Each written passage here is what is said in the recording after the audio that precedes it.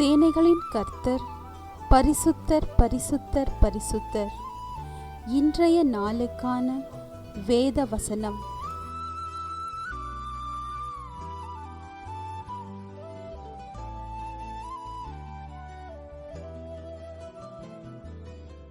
மெய்யாகவே நான் உங்களுக்கு சொல்லுகிறேன், மனுஷர்கள் செய்யும் எல்லா பாவங்களும் அவர்கள் தூஷிக்கும் எந்த தூஷணங்களும் அவர்களுக்கு மன்னிக்கப்படும்.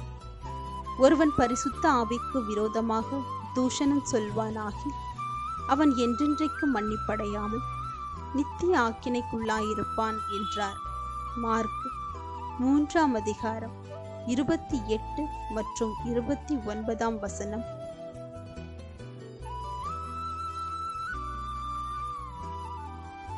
I tell you the truth, all the sins and blasphemies of men will be forgiven them, but whoever blasphemes against the Holy Spirit will never be forgiven.